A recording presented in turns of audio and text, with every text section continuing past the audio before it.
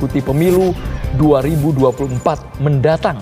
Ya, Komisi Pemilihan Umum meloloskan 17 partai politik dan 6 partai lokal untuk gelaran pemilu tahun 2024. Partai Umat berencana akan melaporkan hal tersebut ke Badan Pengawas Pemilu Republik Indonesia. Mereka mengaku dicurangi dalam penentuan verifikasi faktual di Komisi Pemilihan Umum. Benarkah hal tersebut, pemirsa? Kita akan bahas di Kabar Petang kali ini. Saya Tisa Doveni dan Andromeda Merkuri. Inilah Kabar Petang selengkapnya. Pemirsa, sebuah rumah di komplek Pasar Karangpucung, Cilacap, Jawa Tengah hangus dilalap si jago merah. Sidang kasus perintangan penyidikan atau obstruction of justice pembunuhan Brigadir Yosua Huta Barat dengan terdakwa Saksi yang juga terdakwa obstruction of justice, Irfan Widianto, menjelaskan pada jaksa kronologi ia diperintah Ari Cahya dan Agus Nurpatria untuk menyita DVR CCTV di Kompleks Duren 3. Ia juga mengaku diinstruksikan untuk mengambil DVR di rumah Ridwan Soplanit. Jaksa mencecar Irfan Widianto tentang pemilik DVR CCTV yang ia ambil dari pos Satpam. Apakah Irfan menyitanya dengan seizin ketua RT setempat? Menurut Irfan, pemirsa, saat DVR diambil tidak ada keberatan dari petugas keamanan. Sedangkan jaksa menyatakan Satpam berkata sebaliknya.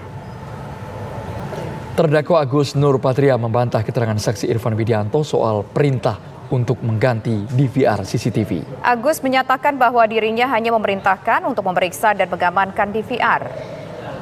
Baik.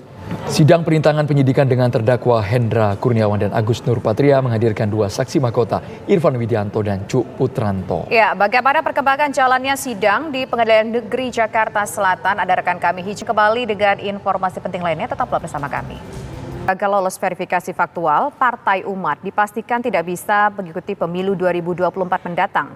Tidak terima dengan keputusan KPU, Partai Besutan Amin Rais ini siap melapor ke Badan Pengawas Pemilu Bawaslu RI.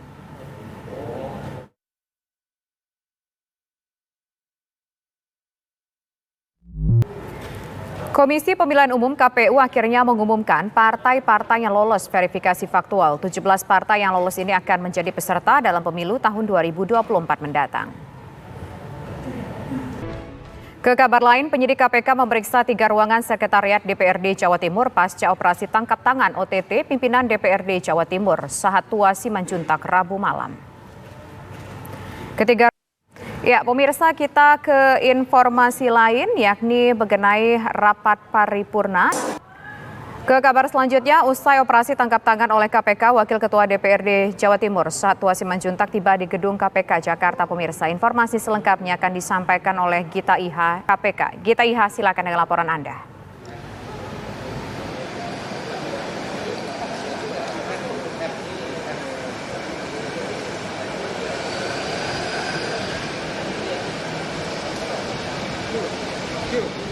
Ya, Tisa dan juga pemirsa. Pemirsa, Menko Polhukam MD turut menanggapi protes terhadap KUHP yang baru saja disahkan DPR RI. Mahfud menilai curah hujan yang tinggi mengakibatkan Sungai Padang di Kota Tebing Tinggi, Sumatera Utara meluap dan merendam ribuan rumah warga. Informasi selengkapnya. Jaksa mencecar Irfan Widianto tentang pemilik DVR CCTV yang ia ambil dari pos Satpam. Irfan menegaskan saat DVR diambil tidak ada keberatan dari petugas keamanan.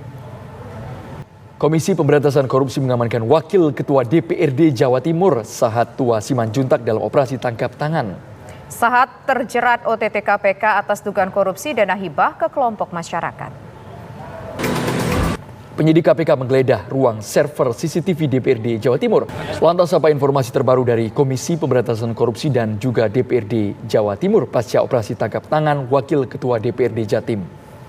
Ya, kita akan bergabung pemirsa dengan Komisi Pemilihan Umum telah menetapkan nomor urut 17 partai politik dan 6 partai lokal Aceh yang ikut pemilu 2024. Dari 9 parpol parlemen hanya Partai Persatuan Pembangunan yang ikut undian nomor urut. Partai Umat Besutan Amin Rais tidak lolos verifikasi KPU dan gagal melaju dalam pemilu 2024. Mahasiswa HMI berunjuk rasa di depan kompleks DPR menolak KUHP baru. Mahasiswa cekcok dengan polisi saat masa berusaha menutup ruas jalan Gatot Subroto. Ratusan rakyat miskin kota menggelar aksi di depan gedung Balai Kota DKI Jakarta. Jelang Natal dan Tahun Baru terjadi peningkatan penumpang kereta api di Sumatera Utara.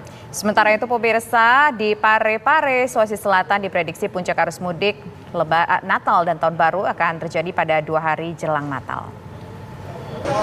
Komisi Pemilihan Umum telah mengumumkan 17 partai yang lolos dalam verifikasi administrasi dan faktual dan dapat ikut serta dalam pemilu 2024. Namun Partai Besutan Amin Rais, Partai Umat dinyatakan tidak lolos. Atas keputusan KPU itu pemirsa, Partai Umat pun akan menempuh jalur hukum.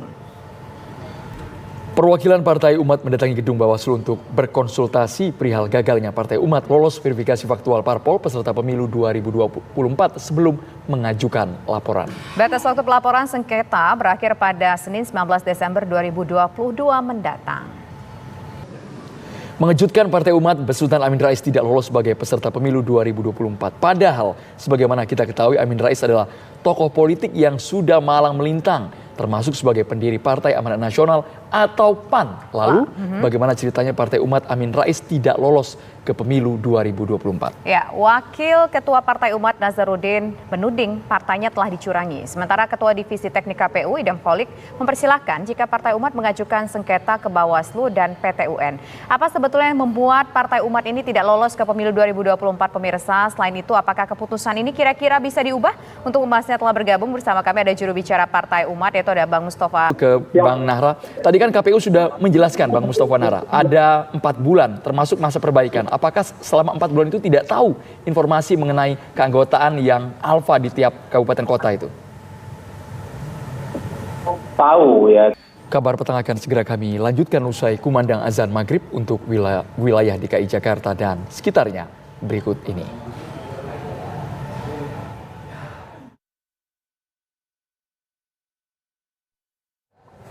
Selamat menjalankan ibadah sholat maghrib bagi Anda yang berada di wilayah DKI Jakarta dan sekitarnya pemirsa. Kita lanjutkan kembali kabar petang pemirsa. Untuk kedua kalinya secara beruntun Prancis menginjakan kakinya di partai puncak Piala Dunia 2022.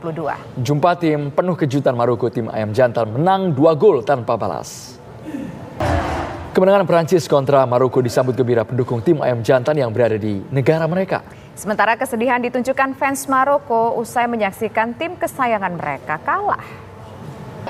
Usai menaklukkan Maroko dengan skor 2-0, Prancis melaju ke final Piala Dunia 2022 untuk menghadapi Argentina. Akankah Le Bleu mampu mempertahankan gelar juara Piala Dunia kontra Lionel Messi CS? Ya, siapa yang lebih unggul dari sisi strategi dan materi pemain pemirsa? Kita akan mengajak Anda berbincang bersama dengan seorang pelatih yang di kota tebing tinggi Sumatera Utara meluap dan merendam ribuan rumah warga.